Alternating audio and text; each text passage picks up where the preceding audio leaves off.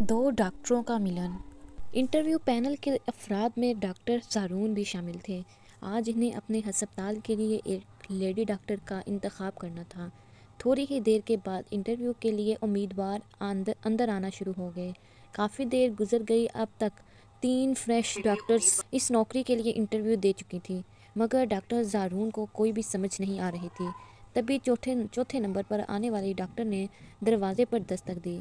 जी अंदर आइए, डॉक्टर फरहाद ने दस्तक के जवाब में कहा। दरवाज़ा खुला और एक खूबसूरत लड़की अंदर दाखिल हुई। सब इसी की जानिब देखने लगे। शायद ये सब की नज़रों का असर था कि 2 कदम चलते ही वो सामने पीछे हुए कारपेट से उलझकर बुरी तरह से नीचे गिरी। डॉक्टर ज़ारून समेत इंटरव्यू के लिए बैठे तमाम डॉक्टर्स का मुंह खुला का खुला रह गया। ज़मीन पर पड़ी हुई डॉक्टर फ़िज़ा ने सर उठाया। अपने सामने लाइन से बैठे हुए हैंडसम डॉक्टर्स को देखा तो इसका दिल चाहा ज़मीन फटे और वो इसमें समा जाए। शदीद शर्मिंदगी से इसका रंग सुर्ख पड़ गया। डॉक्टर ज़ारून को अचानक से ज़ोर से हंसी आई, जिसे कंट्रोल करते करते भी इसके चेहरे पर मुस्कुराहट बिखर गई। बदकिस्मती से ये मुस्कुराहट फ़िज़ा ने देख ली।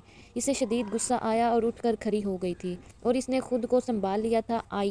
आगे आइए मिस, और सीट पर बैठ जाइए। ये डॉक्टर फरहाद ने, जिन्होंने डॉक्टर फ़िज़ा को सामने बैठने का इशारा किया, सामने आकर बैठ गई और इसका इंटरव्यू शुरू हो गया। इंटरव्यू के दौरान डॉक्टर ज़ारून भी वक्फे से इससे सवालात करते रहे। जब भी ज़ारून कोई सवाल करता, फ़िज़ा के माथे पर बल पड़ जाते। इसे याद आ जाता कि इसके गिरने पर डॉक्टर ज़ारून को हंसी आ गई थी। आखिरकार इसका इंटरव्यू तमाम हुआ और वो तमाम डॉक्टर्स को पसंद आई थी और इनके क्राइटेरिया पर पूरा उतरी थी, इसलिए इसे नौकरी के लिए सिलेक्ट कर लिया गया। वो बेहद खुश थी। अगले ही दिन इसकी ज्वाइनिंग थी। बदकिस्मती से पहले ही हफ्ते में इसकी नाइट ड्यूटी लग गई। इस नाइट ड्यूटी में इसके इंचार्ज डॉक्टर ज़ारून थे। ड्यूटी के दूसरे ही दिन रात के वक्त जब फ़िज़ा इशा की नमाज़ पढ़कर फ़ारिग हुई थी तो उसे एक कॉल मौसूल हुई, जिसमें इसे पता चला कि एमरजेंसी में एक केस आया है। वो तेज़ी से अपना ओवरकोट पहनकर एमरजेंसी में पहुंची। वहां एक नौजवान लड़का रोड एक्सीडेंट की वजह से लाया गया था। इसके माथे से खून बह रहा था। फ़िज़ा इसके ज़ख्म का जायज़ा लेने लगी। इसी दौरान डॉक्टर ज़ारून भी आ गए। फ़िज़ा ने ज़ारून को देखा तो बुरा सा मुंह बना लिया। आ गया सीरियल। जब मैं यहाँ पर मौजूद हूँ तो उसे यहाँ आकर शो ऑफ करने की क्या ज़रूरत थी। समझता है सारा कुछ उसे ही आता है और बाकी तो सब बेवकूफ़ हैं। डॉक्टर ज़ारून ने आगे बढ़कर लड़के के ज़ख्म का जायज़ा लिया। कितनी देर हो गई है डॉक्टर फ़िज़ा, और अभी तक आपने बच्चे का ट्रीटमेंट शुरू नहीं किया। इसका खून बह रहा है। आखिर आप इतनी नॉनसेंस सीरियस क्यों हैं? ज़ारून की बात पर फ़िज़ा का मुंह खुला का खुला रह गया। अभी अभी तो वो आई थी, मैं ट्रीटमेंट शुरू करने ही वाली थी कि आप टपक पड़े। जब आपको पता है कि यहाँ पर एक डॉक्टर मौजूद है तो आप कहीं और जाकर ड्यूटी दे दें। मेरे सर पर खड़े होने की क्या ज़रूरत है? फ़िज़ा ने चमक कर जवाब दिया तो डॉक्टर ज़ारून का मुंह खुला का खुला रह गया। इन्हें अपनी जूनियर डॉक्टर से ऐसे जवाब की उम्मीद नहीं थी। डॉक्टर फ़िज़ा, ये एमरजेंसी है और अस्पताल में मौजूद हर डॉक्टर एमरजेंसी में चक्कर लगाता रहता है। मैं भी इसीलिए यहाँ आया हूँ। इससे पहले कि डॉक्टर फ़िज़ा कोई जवाब देती, मरीज़ के साथ आया हुआ शख्स बोल पड़ा। साहब, आप लोग आपस में लड़ना बंद करो, मेरे बच्चे का इलाज करो। इसके माथे से खून बह रहा है। इसकी बात सुनकर डॉक्टर फ़िज़ा और डॉक्टर ज़ारून दोनों को ही होश आ गया।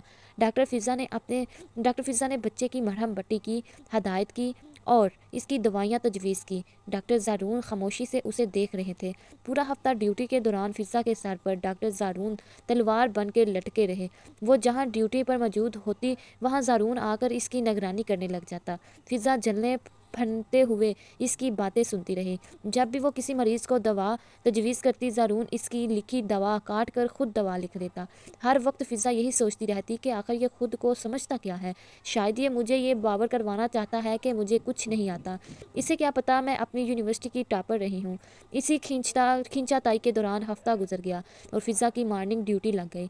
इस रात सोते हुए फ़िज़ा बहुत खुश थी। शुक्र है सुबह से डॉक्टर ज़ारून की शक्ल नहीं देखनी पड़ेगी। अब मैं सुकून से अपनी ड्यूटी कर सकूंगी। मगर उसे क्या पता था कि कुदरत को तो कुछ और ही मंजूर है। सुबह जब फ़िज़ा की आंख खुली तो 9 बज रहे थे।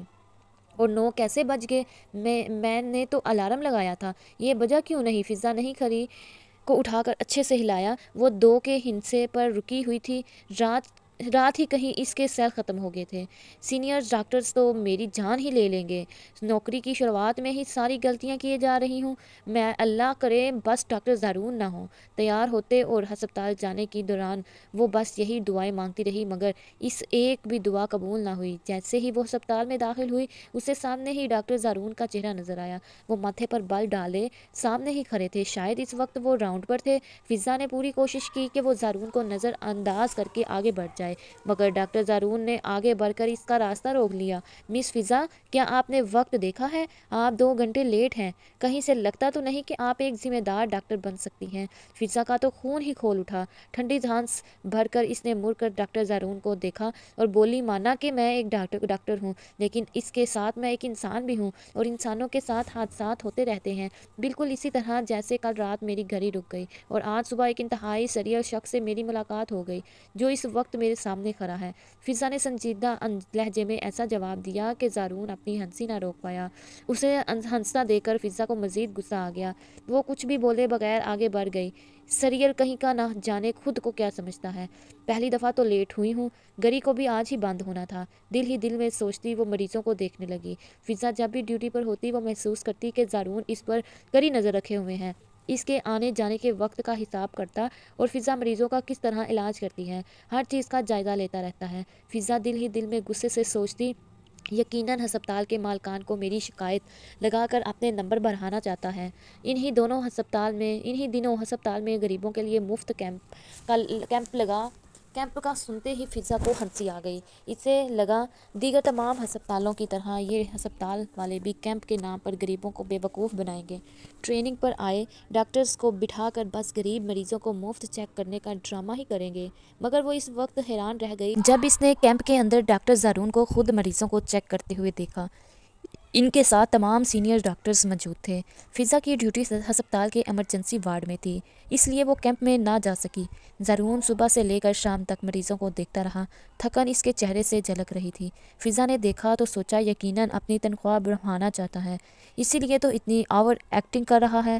کیمپ کے اختتام پر سارے ڈاکٹرز ہی ڈاکٹر زارون کی تعریف کر رہے تھے کہ انہوں نے کس طرح بغیر تھکے پورا دن ہر طرح کے مریضوں کو وقت دیا تھا۔ زارون ہنس ہنس کر سب سے تعریفیں وصول کر رہا تھا، صرف فضا ہی نہیں جو اسے مکمل نظر انداز کر رہی تھی۔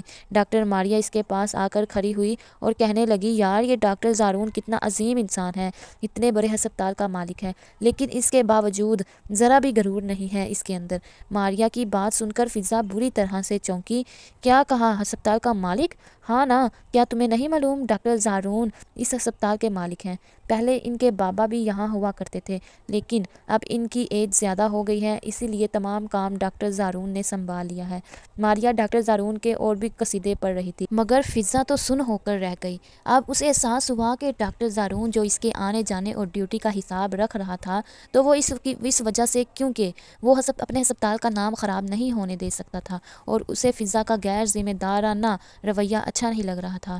فضا تھوڑی شرمندہ سی ہو گئی، لیکن پھر ڈیٹ بن گئی، مجھے کیا مالک ہوتا ہے تو ہوتا رہے۔ اگلے ہی دن کی بات ہے، فضا کینٹین سے کافی لے کر پلٹ رہی تھی کہ اچانک اپنے پیچھے والے شخص سے ٹکرا گئی۔ ساری کافی اس بیچارے پر جا گری۔ اس نے سر اٹھا کر دیکھا تو ٹھنڈی سانس بھر کر رہ گئی۔ وہ ڈاکٹر زارون تھے اور ان کی سفید شرٹ کافی سے داغدار ہو گئی تھی۔ فضا کو پکا یقین تھا کہ اب کے زارون کی اس کی ٹھیک ٹھاک بے عزتی کرنے والا ہے، مگر وہ اس وقت حیران رہ گئی جب اس نے زارون کے ہونٹوں پر مسکراہٹ دیکھی۔